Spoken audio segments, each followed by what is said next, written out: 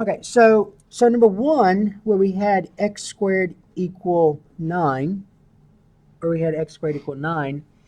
Now, on your test, when you had those two quadratic equations, you had to solve by factoring. That was all you knew, was to solve a quadratic equation by factoring. At some point, you're gonna use the quadratic formula, which you do need for the final.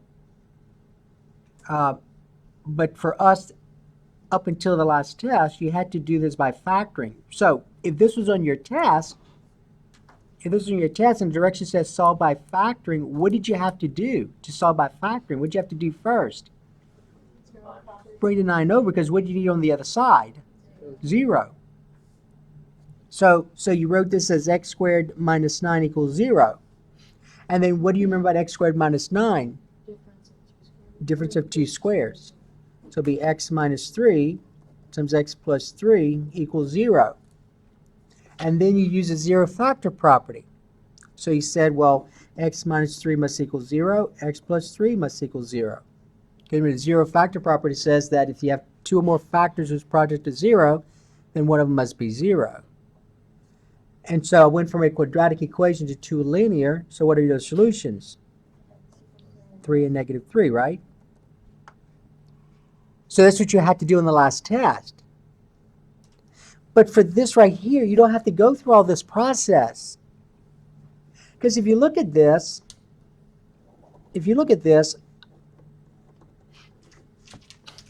I know the answer right away. I know the solutions right away. The solutions, what number times itself is 9? 3 and a negative 3. So right away, I know that my solutions are plus and minus 3, right? Just like I had here by factoring, plus and minus 3.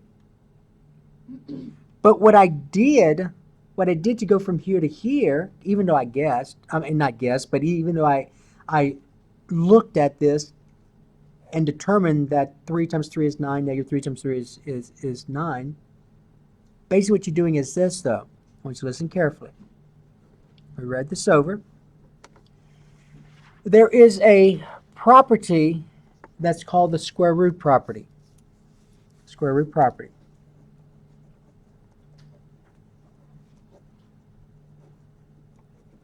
All right, square root property. And a square root property basically says this, so that if you have something like x squared equal a number, let's say a number a, and I want to solve for x. So right now, what am I doing to x? I'm squaring it. The opposite of squaring is to square root. But remember, what you do to one side, you have to do to the other. So I'm going to take the square root of both sides. Now, there's something else I got to do, though. I'm going to come back to that in a little while.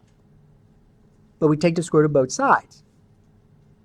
Now, we're not done with this square root property. So I'm going to go back over here, and I'm going to do what I just said. X squared equals 9. So I'm going to take the square root of both sides, right? But if that's all I had, then this is if that's all I wrote, then this is what I would have written. The square and the square root undo each other. They're inverses of each other. So I get x equal, and what's the square root of 9? 3. But there's something wrong there, because the way I've done it, there's only one solution that I have. But I know there are how many? 2. What's the other solution? Negative.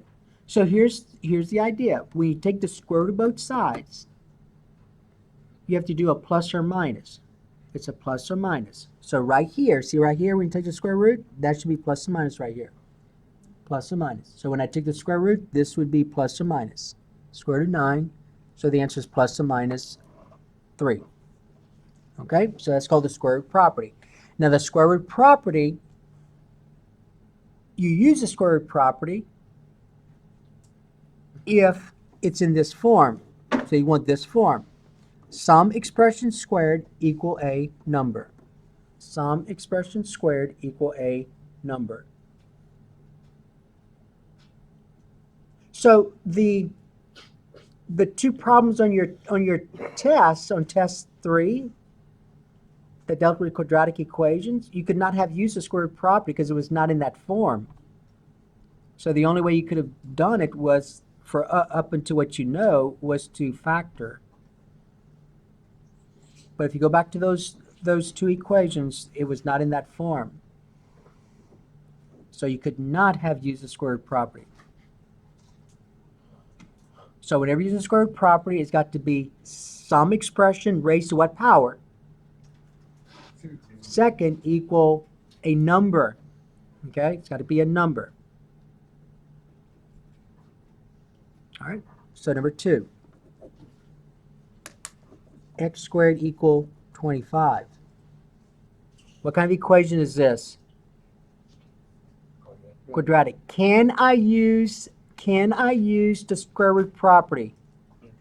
Yes, because I have some expression squared equal a number.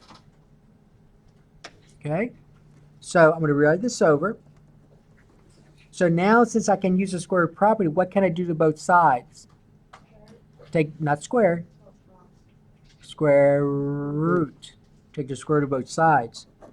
But what some students forget to do, though, is they forget which part of this. Add the plus or minus. And so the square and the square root undo each other. So you get x equal plus or minus 5. Now, my math lab may ask you to separate the solutions with a comma. So separate the solutions with a comma. So what that means is you would say x equal -5, comma, +5. So it doesn't matter how you write it. You can say x equal plus or minus 5, or you can write it out. X equal -5, comma, +5.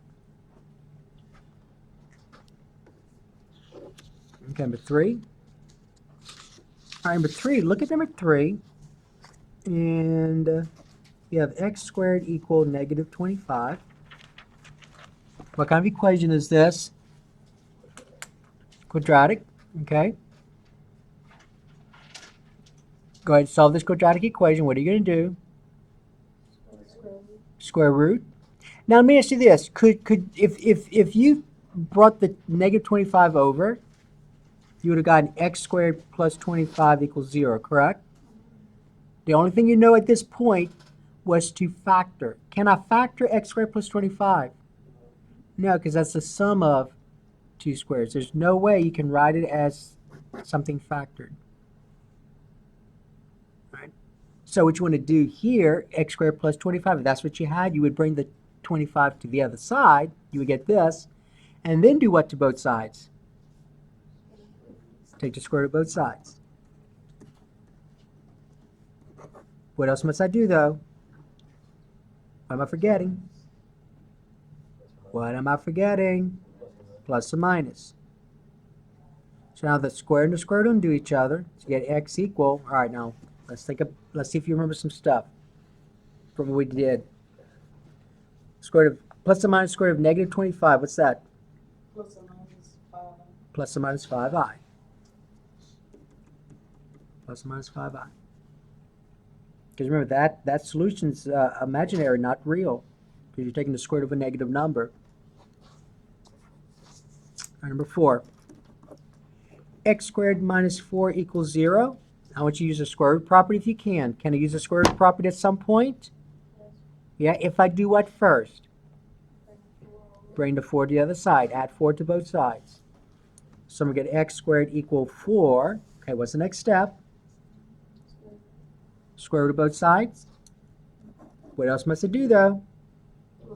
Plus or minus. So the square and the square root undo each other. So you get x equal plus or minus, no, 2. Plus or minus 2. The square root of 4 is 2. Not 2i, 2.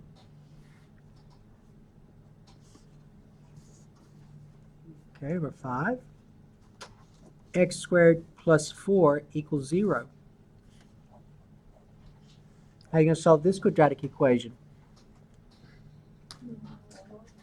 Bring the 4 over, so you get x. So you couldn't solve by factoring, because this is the sum of two squares. So I get x squared equal -4. What else must I do? Well, be careful. Before I do the plus and minus, what must I do before? Square root. Take the square root of both sides. Then say plus or minus over here. So the square and the square root undo each other. So you get x equal plus or minus. Girl, you keep saying that. 2i. For some reason, you think the square root of 4 is 4. No, I'm sorry. It was my head. Your what? My head's, Your head? yeah. I know. All right, number 6. X squared minus 13 equals 0. What are you going to do? Bring the 13 over. So you get x squared equal 13.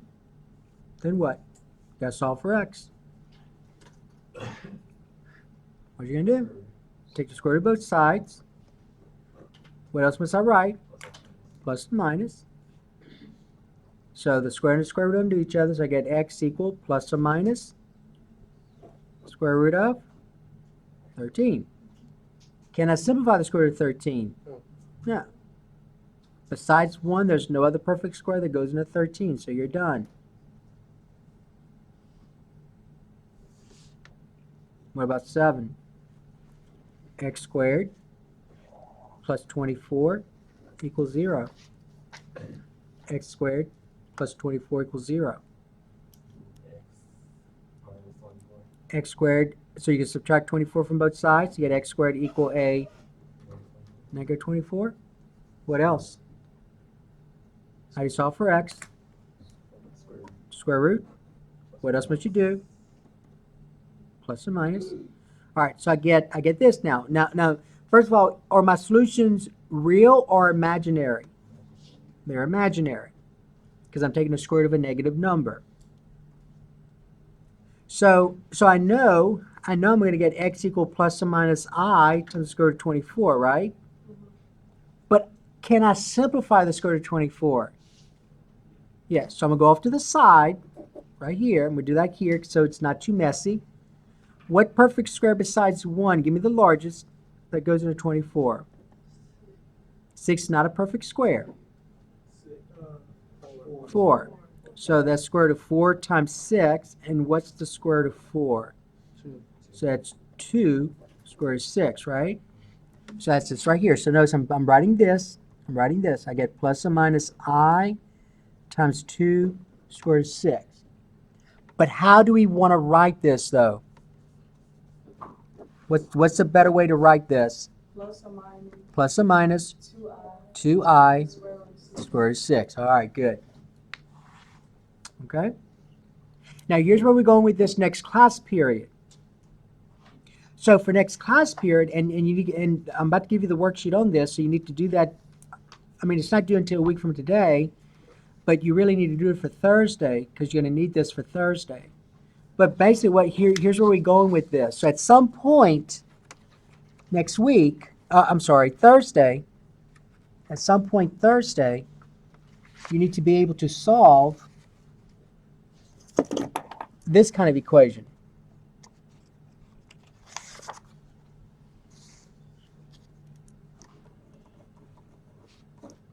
Two x minus 3 squared equal 9.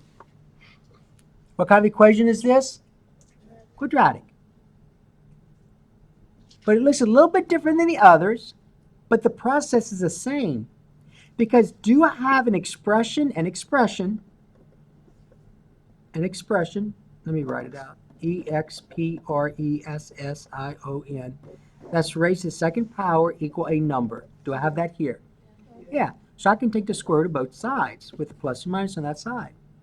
And that's what we're going to do here. And so it's not that difficult. If you can do what we just did and understand it pretty well, then you'll be able to do this. And that's a kind that you would see on the final to begin with, is this one right here, something like this. Either a positive 9 or a negative 9. Okay? All right, so we do that Thursday. All right, so